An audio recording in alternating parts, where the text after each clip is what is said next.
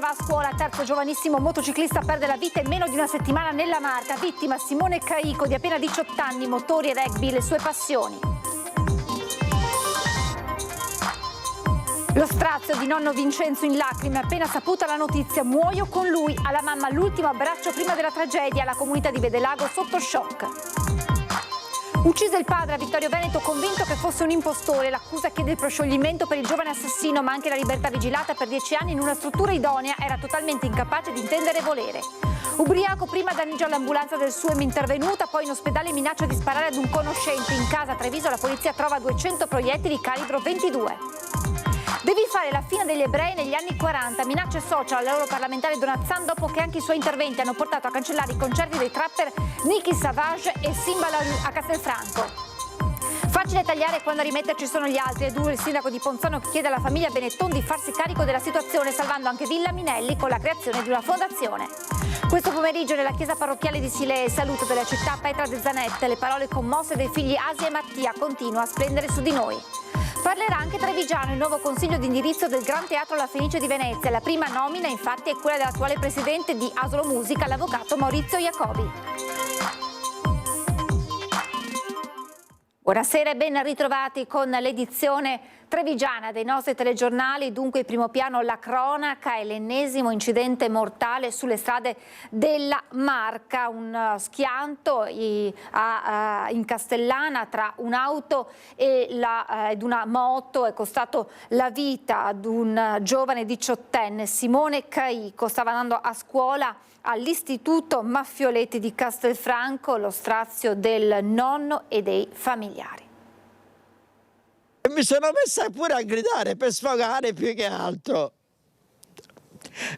Io, la morte di mio nipote adesso mi distruggerà definitivamente. Guardi, più di questo non vi posso dire, perché l'ho cresciuto, l'abbiamo cresciuto io e la mia ex moglie fin da piccolino. È straziato nonno Vincenzo, quella ragazzo morto di prima mattina sulla Castellana è suo nipote Simone, 18 anni appena, e una passione sfrenata per le moto. Sono da poco passate le 8, Simone Caico si trova in sella alla sua Ducati per andare a scuola al Maffioletti, dove frequenta la quinta A, indirizzo enogastronomia. La due ruote procede in direzione Castelfranco e urta contro la Toyota condotta da una 41enne di Vedelago che sta svoltando a sinistra su una strada laterale. L'impatto è violentissimo. Il 18enne vola per decine di metri. La scena su una delle arterie più trafficate della provincia è surreale. Arrivano su M118 i vigili del fuoco. C'è anche un principio di incendio. Per il ragazzo non c'è più nulla da fare. La donna invece è gravissima e viene portata in codice rosso al Cafoncello.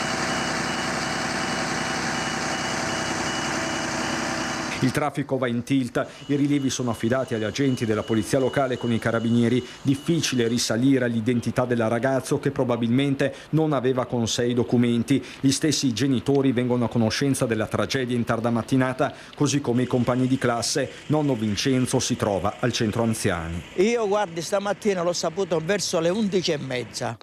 C'è stata una signora che è venuta là, che gestisce tutto l'ambaradà là dentro, e ha detto che c'è stato un incidente qua a Vedelago di un motociclista di 18 anni, e subito appena ho sentito 18 anni sono rimasto pietrificato. La conferma arriverà più tardi e c'è solo disperazione anche tra i vicini di casa di via Preti a Fossalunga, dove il 18enne viveva con la mamma Maria Rita, il compagno di quest'ultima Marco e 3 fratelli. Simone lascia il papà Aaron, una famiglia numerosa e unita. Abita qui davanti a casa mia, non so cosa dire.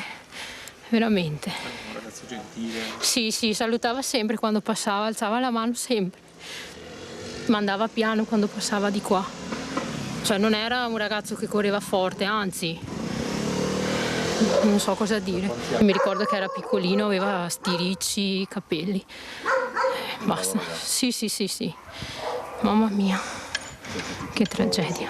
L'ultimo abbraccio Simone lo ha dato a mamma Maria Rita prima di uscire di casa e recarsi al Maffioletti, un ragazzo più grande della sua età con la testa sulle spalle, sempre gentile e disponibile. Questo era Simone. Lavoratore è tutto, era un ragazzo dolcissimo, lavoratore, aveva tanti amici che le vogliono pure bene. Per forza devono ricordarlo.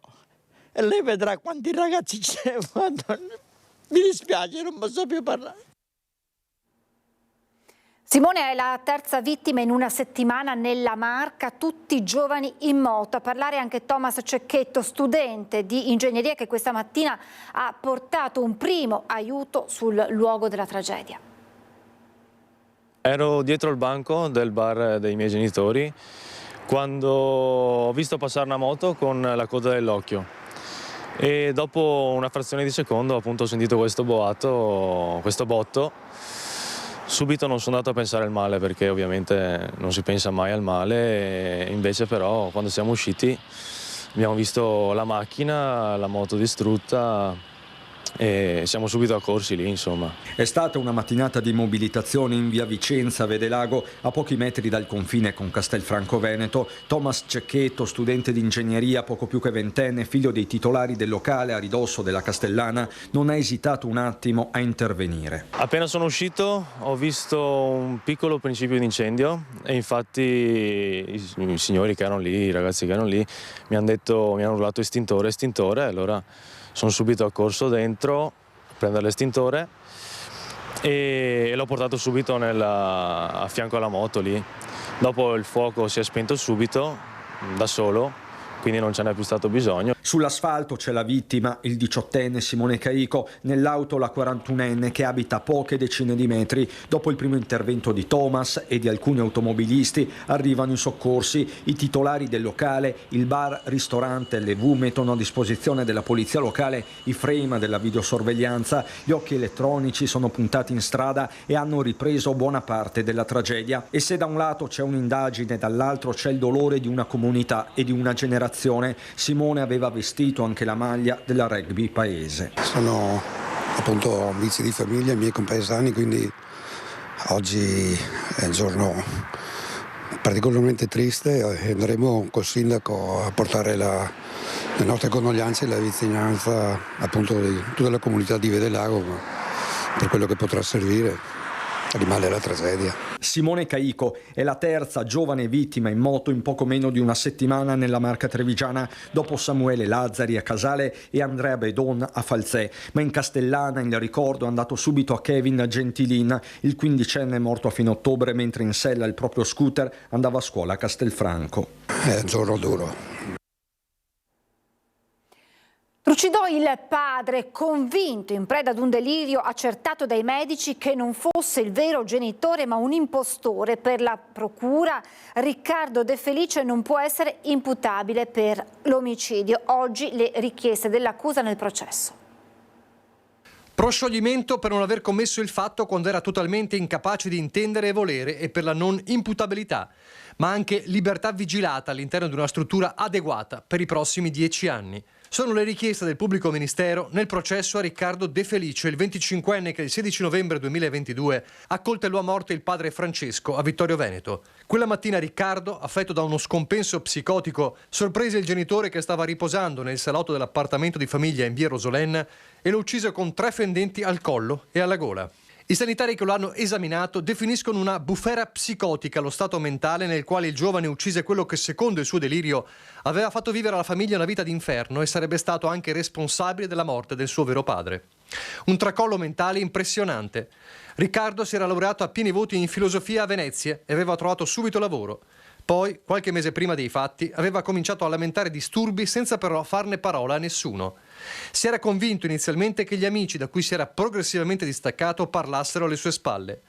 Poi arrivò la malattia del padre, cui venne diagnosticato un tumore alla prostata. A questo si aggiunsero dei personali problemi di salute. I medici gli avevano scoperto uno scompenso cardiaco per il quale si sarebbe dovuto sottoporre ad alcuni esami. Da qui la discesa agli inferi, la convinzione di essere perseguitato, di vivere in una sorta di Truman Show, le allucinazioni uditive e sensoriali, la sindrome di Capgras, una malattia mentale che porta il paziente a riconoscere come sosia e impostori i parenti, gli amici e i familiari. Quello, disse alla madre, non è il babbo, qualcuno lo ha sostituito e quell'uomo ci picchia. L'abuso di stupefacenti e alcol fece il resto, fino al tragico epilogo. Riccardo De Felice ora sta meglio, compensato dai farmaci che gli stanno somministrando in comunità, dove resterà fino all'agosto 2025 e dove ha sempre tenuto un comportamento ritenuto ineccepibile. Per la procura non è imputabile per quell'efferato delitto, ma dovrà essere seguito seriamente in libertà vigilata almeno per i prossimi 10 anni. Una fiaccolata organizzata dagli amici, poi l'ultimo saluto. Si terranno lunedì alle 15 nella chiesa di Trevignano i funerali di Andrea Bedon, 17 anni, morto tragicamente martedì nell'incidente accaduto in via Contrada a Falsè. Lascia papà Luca e mamma Sonia, che sui social ha postato questa toccante dedica per il figlio, giovane Angelo, un grande Andrea. Vorrei aggiungere tante cose, ma tu le conosci già tutte.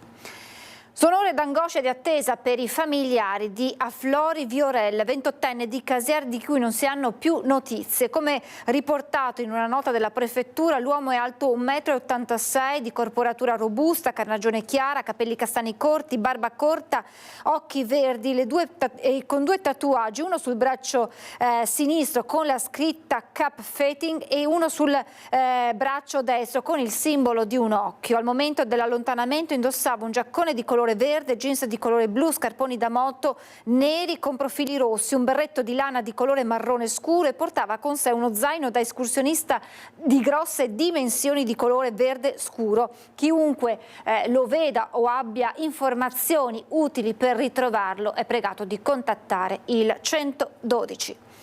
Odio social contro Elena Donazzan, l'europarlamentare che aveva duramente contestato, chiedendone l'annullamento, le esibizioni di 2 trapper in Veneto, Niki Savage e Simba Larue. Io l'ho trovato di una violenza anche proprio culturale che non può essere taciuta. Spero che bruci, devi fare la fine degli ebrei negli anni 40. Una frase da far gelare il sangue, pronunciata evidentemente da uno dei tanti fan di Simba Larue. Contro Elena Donazzana la notizia dell'annullamento del concerto del trapper previsto per il 29 dicembre a Castelfranco Veneto. Una voce, quella di Donazzan, oggi vicepresidente della Commissione Industria all'Eurocamera e membro sostituto della delegazione per le relazioni con Israele, che si era unita a quella di altri esponenti politici in un territorio non disposto ad ospitare la musica trapper, intrisa di messaggi di odio e di violenza. Un insieme infinito di richieste di violenza. Allora non possiamo poi stupirci che questa violenza qualcuno la metta in campo. E il fatto che facendo appello a che questi concerti non venissero poi svolti, qualcuno ha risposto con responsabilità. Io ringrazio anche gli organizzatori che probabilmente non avevano letto i testi fino in fondo, perché chiunque legga un testo del genere, dal genitore al politico, a chi deve organizzare un evento, forse si chiede: ma se fosse mio figlio? Concerto annullato, come pochi giorni prima quello del collega Niki Savage nella sua Bassano. La decisione dei gestori dei locali, ma è Donazzan ad essere presa di mira. Non mi voglio mai abituare al fatto che qualcuno possa insultare o minacciarmi di morte, e quindi l'indignazione è forte, non certo paura. Io poi non ho capito e l'ho trovato un rigurgito di antisemitismo violento che so che esiste, so che c'è. Immediata la solidarietà da parte di molti cittadini ed esponenti politici, meno forte il sostegno da parte dei colleghi dell'opposizione. Ho appena risposto a un messaggino di un amico di sinistra, che è stato anche un esponente della sinistra a livello così regionale di Venezia, è stato l'unico fino ad ora da quella parte. Mi spiace un po'. Ubriaco, prima danneggia l'ambulanza del SUEM che è intervenuta, poi in ospedale minaccia di sparare ad un conoscente. In casa a Treviso la polizia trova quasi 200 proiettili calibro 22. Era stato notato in strada a San Pelaio in evidente stato di alterazione. Sul posto è arrivata in poco tempo un'ambulanza del SUEM 118. L'uomo, un 54enne, da subito aggressivo con i sanitari, ha iniziato a colpire con pugni le apparecchiature presenti all'interno dell'ambulanza. È stato necessario l'arrivo di una volante della polizia. L'uomo ubriaco è stato bloccato e portato all'ospedale di Treviso, ma una volta in pronto soccorso ha iniziato a dare in escandescenze, minacciando di sparare ad un suo conoscente con il quale aveva avuto problemi economici e sentimentali. Vista la natura delle minacce e i precedenti specifici per reati contro la persona, è scattata la perquisizione nell'abitazione del 54enne. In casa sono state trovate nascoste all'interno di una cassaforte ben 197 cartucce calibro 22, proiettili che l'uomo deteneva nonostante nel 2018 fosse destinatario di un provvedimento del prefetto che gli vietava la detenzione di armi e munizioni. Il 54enne è stato deferito all'autorità giudiziaria. Il fenomeno delle aggressioni al personale sia in ambulanza che in ospedale è in aumento, creando timori tra i sanitari. Telecamere nelle varie sedi e ancora un pulsante per allertare le forze dell'ordine in caso di pericolo sono alcune delle misure adottate dall'ULSS 2. E poi già nei giubbotti chiaramente dei colleghi del SUEM vorremmo mettere una micro telecamera che serve anche quando si esce per vedere il paziente, ma comunque anche per filmare eventuali possibili episodi di aggressione. Sul tavolo anche altre tecnologie di cui dotare gli operatori, come un braccialetto da attivare di fronte a minacce o aggressioni. La Regione Veneto sta ragionando anche su questo, tanto che stiamo appunto attendendo a questo punto un ragionamento complessivo che si fa a livello regionale. L'Italia alza il livello di attenzione sulla malattia ancora sconosciuta che ha portato a oltre 70 decessi in Congo. Con una lettera inviata dal Ministero della Salute si chiede agli uffici di sanità marittima, aerea e di frontiera del Ministero della Salute di fare attenzione su tutti i punti di ingresso, in particolare modo per i voli diretti provenienti dal Congo. Le autorità locali, in stretta collaborazione con quelle internazionali, stanno lavorando per verificare la situazione e fornire una risposta rapida ed efficace a questo nuovo focolaio epidemico che sta colpendo il paese. La letalità pare molto alta, circa un terzo sulle oltre 370 persone colpite. Ricorda quanto si osserva per la febbre emorragica, ma i sintomi sono molto diversi. Così Giovanni Rezza, professore di igiene e sanità pubblica presso l'Università Vita Salute San Raffaele di Milano. La maggior parte delle persone decedute ha un'età compresa tra i 15 e i 18 anni. I sintomi includono febbre, mal di testa, raffreddore, tosse, difficoltà respiratorie e anemia. Nuova udienza del processo in corso a Padova sull'acquisto di tamponi rapidi. La difesa ha chiesto il proscioglimento degli imputati. Tutto rinviato al 23 gennaio 2025. In quella data il Tribunale di Padova deciderà sulla possibilità di proscioglimento immediato nell'ambito del processo sui tamponi rapidi in corso. Sul banco degli imputati l'ex direttore delle microbiologie del Veneto Roberto Rigoli e l'allora direttrice di Azienda Zero Patrizia Simeonato, accusati di falso ideologico e turbativa d'asta nell'acquisto fatto nel 2020 di test rapidi anti-Covid. Il processo cerca di stabilire se fosse sufficiente, come sostengono le difese, una valutazione di idoneità tecnica per autorizzare l'acquisto dalla Abbott dei test o se, come sostiene l'accusa, fosse necessario eseguire un vero e proprio accertamento clinico. Il 23 gennaio il giudice dovrà decidere se queste accuse reggono e il procedimento andrà avanti oppure no. In questo caso sul processo sarebbe messa la parola fine. Paura nella notte per un incendio in un'abitazione a Giavera del Montello. Le squadre dei Vigili del Fuoco, accorse da Montebelluna e dalla centrale di Treviso, hanno spento le fiamme divampate al piano terra e soccorso un uomo all'interno della casa, rimasto intossicato e affidato alle cure del personale sanitario. Le cause dell'incendio sono ora al vaglio dei tecnici dei Vigili del Fuoco.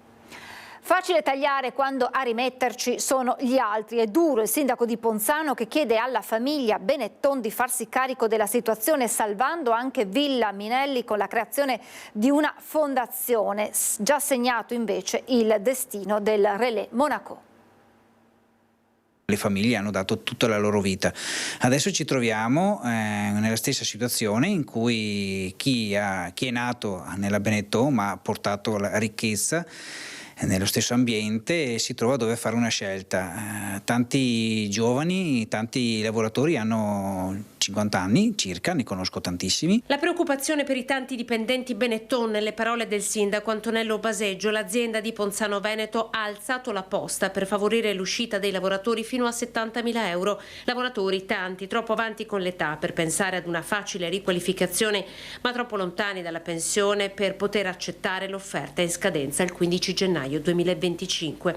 Eppure, annota il primo cittadino, non tutti i colossi del tessile sono stati travolti dalla crisi. È facile tagliare quando a rimetterci sono gli altri, servono probabilmente scelte più coraggiose. Anche il presidente del Veneto, Luca Zaia, oggi è intervenuto sul caso. Io penso che intanto è positivo il fatto che non ci siano licenziamenti al fronte, e questo è il primo dato importante. Stiamo parlando di un'azienda rappresentativa non solo dal punto di vista finanziario e economico, ma ricordo che che Benetton è un biglietto da visita internazionale, dopodiché non so quali siano i programmi industriali, i progetti di sviluppo, ma immagino insomma che saremo sempre al fianco dei lavoratori e dell'impresa. Nubi fosche anche sul destino di Villa Minelli, che come il Relais Monaco, già passato a nuova gestione, a breve il Consiglio Comunale sarà chiamato a dare il via libera alla nuova struttura, potrebbe diventare un hotel di lusso. Io credo che un gesto di riconoscenza sia anche salvare la villa in cui sono nati, in qualche maniera creando una fondazione,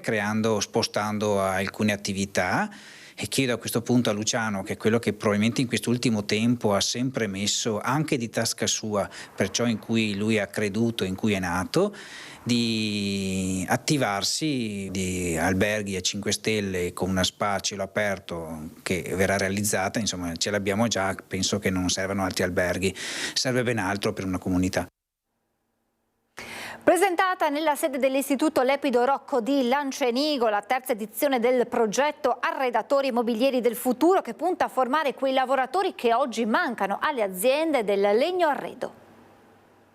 La difficoltà che abbiamo in questo momento nel nostro settore è sempre quello della manodopera che non troviamo perché non abbiamo personale sufficiente per poter soddisfare le richieste che abbiamo. Purtroppo siamo costretti a dire no a qualche commessa perché non abbiamo la possibilità di soddisfare le richieste. Il distretto del legno arredo del Veneto è il primo in Italia, con il Made in Treviso leader nella regione con oltre 107 milioni di euro, eppure nel comparto una posizione su 2 è difficile da trovare. Manca l'offerta a fronte di una domanda in continua crescita e lo dimostrano le richieste da parte delle imprese nei confronti degli studenti subito dopo la maturità. Noi possiamo dire di avere il 1000% di assorbimento in azienda, ovvero ogni allievo che esce riceve 10, 11, anche 15 proposte di lavoro.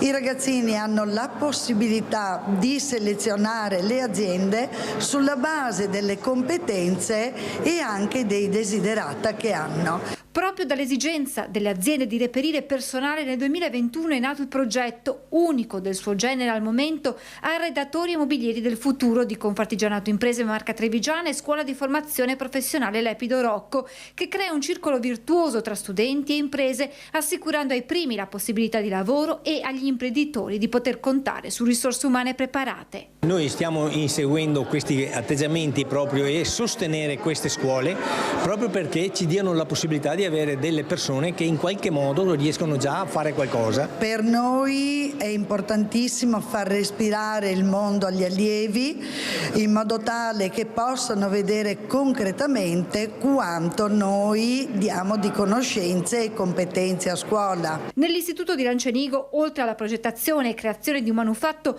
con Confartigianato sono stati attivati corsi di intaglio, di tappezzeria e montaggio mobili che offrono un ventaglio di competenze tali da permettere agli studenti maggiori opportunità di assorbimento in azienda. Nella giornata di presentazione del progetto per il 2024-2025 sono state consegnate 3 borse di studio ad altrettanti studenti del corso per la qualifica di operatore del legno che l'anno scorso si sono distinti nelle attività di laboratorio e nelle esperienze di alternanza scuola-lavoro.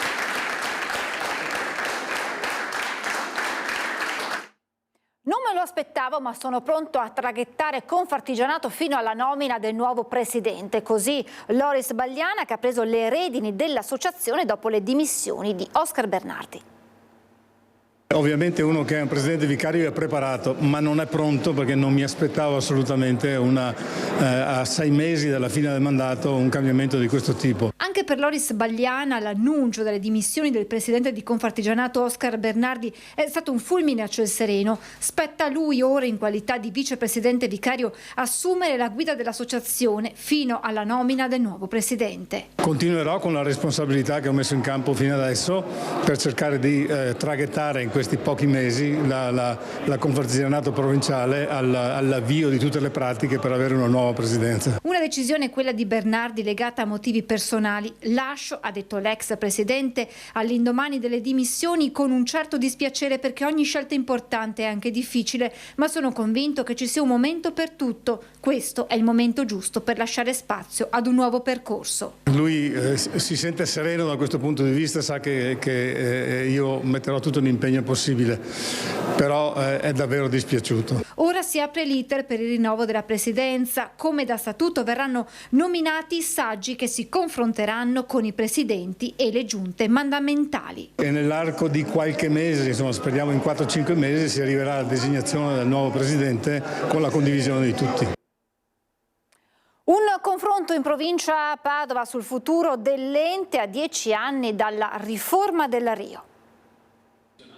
Parte da Padova e dal Veneto la richiesta di cambiare il ruolo delle province italiane. Un dibattito tecnico e politico a Palazzo Santo Stefano, sede della provincia, a 10 anni dalla riforma del Rio, che le ha trasformate in enti di secondo livello, non eletti direttamente dai cittadini e svuotate di alcune competenze riversate poi ai comuni e alle regioni. E siamo rimasti 10 anni in un limbo dove alcune funzioni come scuole e strade in carico alla provincia non si è in grado di espletarle al meglio, vuoi per la carenza di risorse, vuoi per la carenza di personale, vuoi perché la discussione sul riordino delle province si trascina ormai da 10 anni, ma la realtà è questa. Oggi il tempo è maturo per tornare a ridiscutere il ruolo delle province, tornare a dare elezione diretta e quindi piena rappresentatività democratica all'ente provinciale, anche in ottica di autonomia differenziata. È stato calcolato che i risparmi per ogni cittadino sono di appena 26 centesimi di euro l'anno, troppo poco per un ente che garantisce, ad esempio, le asfaltature delle strade e l'edilizia scolastica. E quindi a gran voce quello che viene chiesto oggi a 10 anni della Del Rio, che si riveda questa legge scellerata, questa legge definita anche macelleria istituzionale, e che si riporti la provincia d'elezione diretta con un presidente eletto dai cittadini che si occupi della provincia, del coordinamento, e soprattutto che si vada a favorire quel principio di sussidiarietà e di autonomia dei territori che tanto ha portato al Veneto, a Padova e a tutte le nostre province. L'appello alla politica è di mettere mano a una riforma annunciata ma troppe volte rimandata. In realtà non c'è mai stata finora la volontà politica di portare a termine questo percorso, però questo governo ha posto nell'agenda politica proprio la riforma delle province. Io tra l'altro sono il primo firmatario della proposta di legge proprio per il ripristino delle province ad organi di primo livello, e che sono assolutamente appunto dei percorsi fondamentali. Nel pomeriggio nella chiesa parrocchiale di Silea, l'ultimo saluto a Petra De Zanette, le parole commosse dei figli Asia e Mattia continua a splendere su di noi. L'arrivo della bara, i figli, familiari e tanta gente per salutare Petra De Zanette, conosciuta a Treviso, simbolo della lotta contro i tumori. Fuori dalla chiesa il suo amico Pelé, il pincher che lei amava tanto. Il dolore e le parole della figlia Asia che legge la sua lettera e quella del fratello. Ne avevo ancora tanto bisogno di te. Accompagnami per sempre in questa lunga vita senza di te.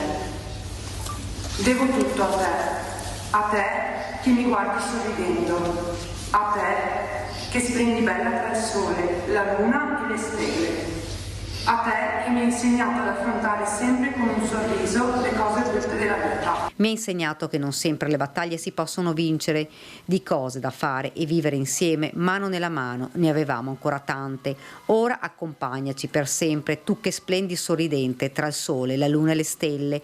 Poi un istante di pausa. Asia legge la lettera del fratello Mattia. Cara mamma, oggi ci troviamo qui per dirti addio, ma anche per celebrare la vita straordinaria che hai vissuto. Ogni giorno che ho trascorso con te è stato un dono e sono grato per ogni momento. Ricordo i lunghi viaggi in auto che abbiamo fatto insieme, pieni di avventure, risate e canzoni. Quei momenti mi hanno insegnato l'importanza di esplorare il mondo e di fare tesoro delle esperienze condivise. Presenti alla cerimonia alcuni esponenti della politica e tanti amici della 54enne ex consigliera comunale. A ricordare Petra sono state anche le rappresentanti dell'associazione Acto Triveneto e l'ILT. Petra ha combattuto sempre come una guerriera, aiutando e sostenendo chi come lei era stata colpita dalla malattia. Don Franceschetto nella sua omelia ha ricordato come Petra sia stato un dono, una persona che ha vissuto una vita straordinaria, ha sempre creduto in tutto quello che faceva, mettendo però sempre i figli al primo posto. Il rapporto umano, la sua solarità, il suo sguardo, i suoi occhi giungevano al cuore della gente che la incontrava. Ha saputo spendersi per un mandato come consigliere comunale del Comune di Treviso sino al 2018. Accorgersi dei bisogni degli altri era per lei non solo un dovere, ma soprattutto risposta di senso alla sua vita. Testimone forte e resiliente, Petra ha insegnato che con la positività e il sorriso si può affrontare ogni male. Poi l'abbraccio degli amici fuori dalla chiesa che si sono stretti ai figli Asia e Mattia. Ci fermiamo per la pubblicità, tra pochissimo.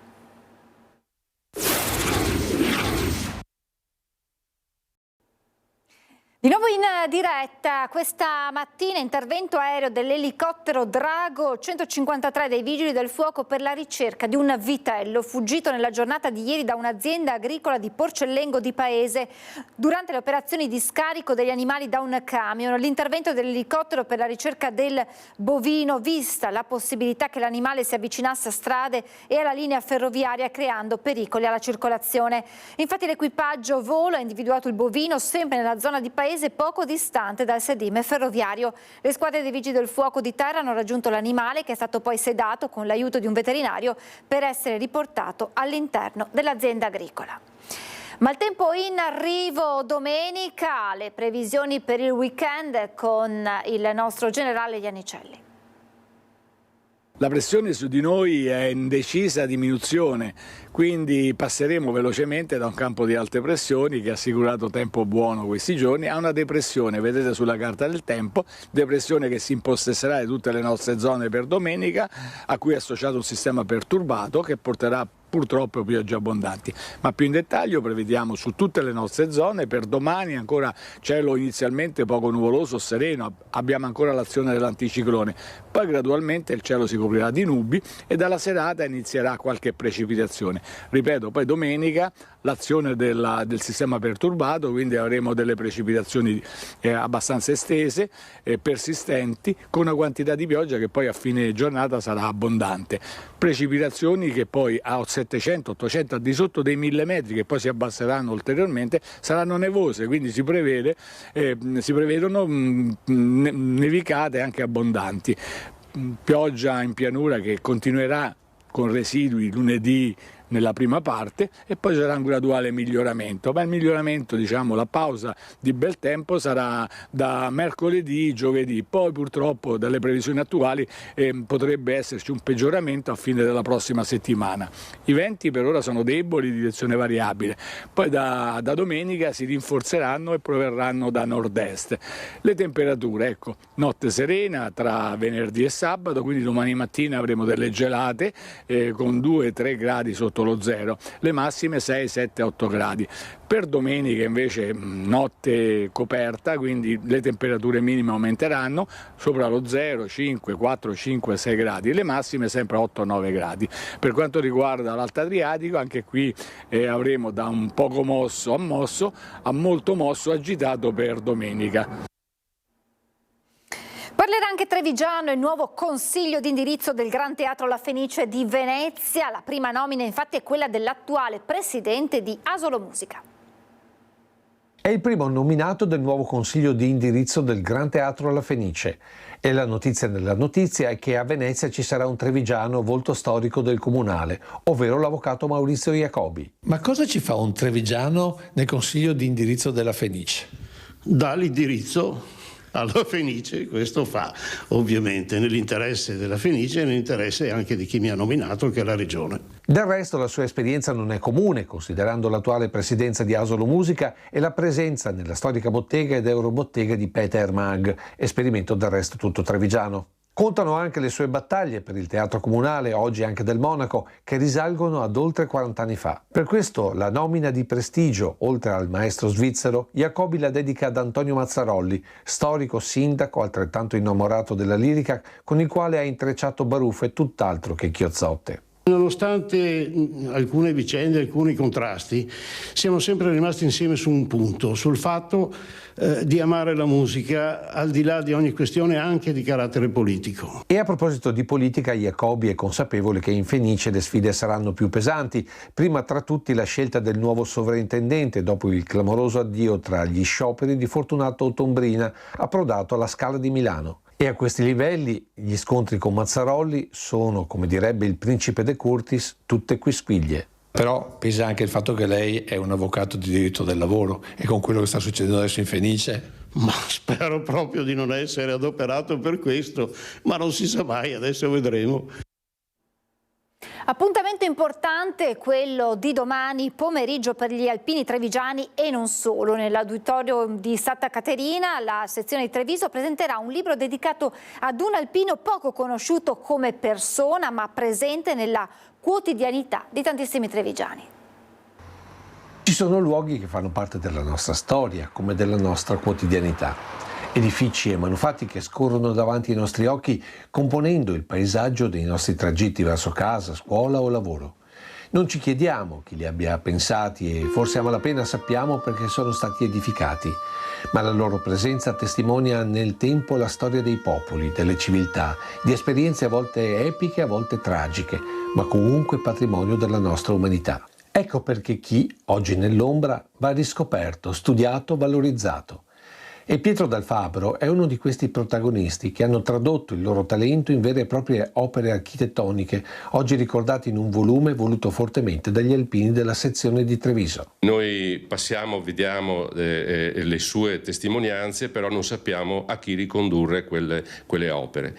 Lui ha seguito molto, soprattutto negli anni 30, la realizzazione di monumenti sacrari, uno per tutti nelle nostre parti, il Sacrario di Fagarea della Battaglia, la prima bozza poi del grande Sacrario di Puglia e poi anche tante chiese, tante realizzazioni di questo tipo. Prima per tutte, qui a Treviso, la chiesa votiva. Ma l'arte architettonica di Pietro Dal Fabbro non si è fermata nella Marca.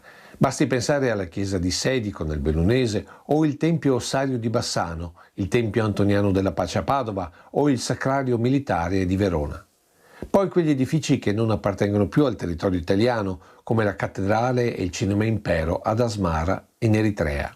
Una figura di architetto, ma anche di alpino combattente e il primo presidente della sezione di Treviso, per la quale le penne nere trevigiane si stanno impegnando affinché venga riconosciuto dalla città. È sconosciuto ed è un peccato perché appunto Treviso credo che meriterebbe di potergli dedicare una sala comunale piuttosto che un edificio, proprio per quello che lui ha fatto tantissimo sia nel mondo alpino ma anche per la comunità. Siamo in chiusura, ora vi lascio alla sigla, le previsioni del tempo e poi alla sitcom di Antenna 3, cancellazione gratuita. Buona serata a tutti, grazie per essere stati con noi.